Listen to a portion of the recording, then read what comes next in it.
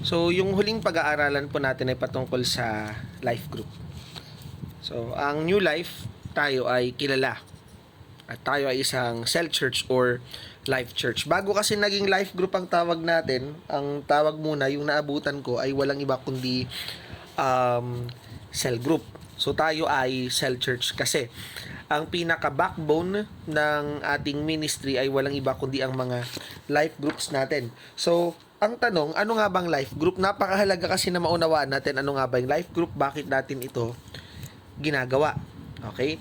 So, ayon kay Joel Comiskey, sinabi niya dito, mga grupo ng 3 hanggang 15 na nagpupulong-pulong linggo-linggo sa labas ng gusali ng simbahan. So, malinaw ang sinasabi dito, 3 to 15 people. Okay? So, matatawag mo kasi siyang small group pag nasa 3 to 15 people siya. Ngayon, pag sa life group ninyo, 2 na lang kayo, ibig sabihin nun, hindi healthy yung life group ninyo. Kasi 2 na lang kayo eh. Sa English, sa communication, ang tawag namin dun is dyad. Okay? Or duo lang. So, matatawag mo lang na small group kapag 3, pataas na yun. At sabi din dyan, saan sila nagmi-meet? Sa church ba? Hindi. Outside the church. Yun yung reason kung bakit ginagawa natin ang mga life group sa mga bahay-bahay. At ano ang reason bakit natin ito ginagawa? Unang-una dyan is evangelism, para makapag-reach out tayo ng mga tao, community, and spiritual growth. Yung talagang pinaka-goal ng ating mga life groups, yung tinatawag natin na spiritual growth at para magkaroon tayo ng tinatawag na community. So, ang pinaka-goal ng ating gatherings din ay walang iba kundi tayo ay gumawa ng mga disciples na nagre-resulta sa multiplication. So, ang purpose kung bakit ka nasa life group, bakit ka tinuturuan, bakit ka tinitrain ay para ikaw ay maging disciple maker. Okay? So, kapag ikaw kasi naging disciple maker ka, doon nagkakaroon ng tinatawag natin na multiplication. At yun yung pinaka-goal natin sa mga life groups natin. So, sa isang life group, ang nagli-lead dyan ay walang iba kundi ang tinatawag natin na disciple maker. Siya ang nangangalaga ng mga members ng life group. At sa life group, meron din tayong tinatawag na intern. Ang intern naman or outreach leader, siya naman yung member ng life group na meron ng outreach. At siya din ay estudyante ng training track at siya yung inihahanda para maging disciple maker ng panibagong life group. At tandaan ninyo, ang healthy na life group ay nagmumultiply. Kapag hindi nagmumultiply ang isang life group, pagpapakita yon na ang isang life group ay stagnant, na ang isang life group ay barren. Okay? So, yun po yun. Ibig sabihin, hindi siya healthy at hindi siya reproducible. Okay? So, anong ginagawa natin sa life meeting? Tandaan po ninyo, iba ang life group sa life meeting. Ang life group, everyday natin yung ginagawa. Everyday dapat nakikipagkamustahan tayo. Everyday dapat pinagpipray natin ang isa't isa. Ang life meeting, ito yung once a week na tayo ay nagtatagpo-tagpo. Ano mga ginagawa dyan? Unang-una is yung welcome. Yung welcome or icebreaker, 15 to 20 minutes yan. So, ang purpose niyan is, syempre, para magkaroon tayo ng tinatawag na warm-up sa isa't isa. Para alam niyo yun, meron kasi mga times, pupunta tayo sa life group, hindi maganda yung araw natin. So, ang pinaka-purpose doon, para ma-break yung mood, mabago yung mood ng bawat isa, para ma-prepare tayo doon sa tinatawag natin na fellowship natin. Pangalawa, yung worship, mga 10 to 20 minutes. Ang pinaka-sentro naman ng worship, syempre, walang iba kundi ang Diyos. Okay? Ang hindi pwedeng mawala sa mga life groups, yung inaawitan natin ang Diyos. Ito ay isang way para i-invite natin mismo ang presensya ng Diyos sa ating kalagitnaan. Pangatlo, na ginagawa, word. So, sa word naman, ang kadalasan na pinag-uusapan natin dito ay yung pinag-usapan ng Sunday. Okay? So, ang nagiging facilitator dito ay walang iba kundi si DM. Okay? Or kung meron man siyang inatasan na mag-deliver ng word. So, ang basis ng word, every life group ay walang iba kundi yung sermon nung nakaraang linggo.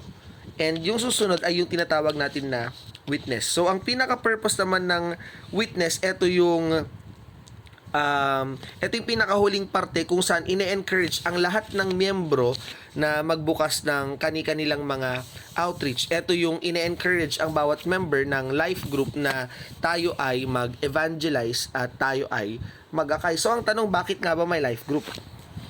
Alam po ninyo, kung babasahin po ninyo ang Bible, cover to cover, wala kayong mababasang salitang life group. Yun po yung totoo doon. 'Di ba? So, alam po ninyo, ang pagkakaroon ng life group or cell group, nasa Bible siya, pero hindi yung salitang yun mismo. Ang kinuha natin, ang life group ay hango sa principle na ginawa ng mga first century church sa may Book of Acts. Na nung sila, hindi na sila makapag-gather sa mga temple, anong ginawa nila? Sila ay nagtipon sa kanilang mga kanya-kanyang bahay. Okay? So, doon po hango. Yun, kaya nga bahay-bahay natin ginagawa ang ating mga life groups. So, bakit nga ba may life group? Unang-una, para matulungan ng kapwa Kristiyano na lumago sa kanyang relasyon sa Diyos. Totoo naman kasi kailangan talaga natin ng community. Kaya nga sinasabi talaga sa sinasabi talaga sa may Bible na as iron sharpens iron, so does the countenance of a friend. Yun ay dahil meron kang katulong, merong tumutulong sa iyo para ikaw ay lumago sa relasyon mo sa Diyos. Pangalawa, para matulungang maisabuhay ang mga salita ng Diyos. Mahirap kasing iisabuhay ang salita ng Diyos, lalong-lalo na kapag walang accountability, wala kang pagsasabihan, walang nagbabantay sa iyo, walang tumitingin sa iyo at walang nag-encourage sa iyo. Pangatlo, para ma-practice ang sinasabi ng salita ng Diyos na mag-minister sa isa't isa. Ang paglilingkod kasi natin, ito ay nag-uumpisa sa ating mga life groups. Dito tayo dito tayo natututong ipag-pray ang isa't isa. Dito tayo natututong i-lead at dito tayo natututong i-lead ang isa't isa sa Diyos. So, sa pamamagitan nun, nakakapag-minister tayo sa isa't isa. Pangapat, para matulungan ng bawat isa sa pagbubukas ng kanya-kanyang outreach. Alam po ninyo, sa life group kasi naroon ang tinatawag natin na mentoring. Naroon yung pagtuturo sa atin kung paano nga ba magbukas ng outreach. Tinuturuan tayo ng mga strategies kung paano natin gagawin iyon. At ang panglima is para may handa sa pagiging disciple maker. Gaya po ng sinabi ko sa inyo, sa life groups, naroroon ang coaching, naroroon ang mentoring.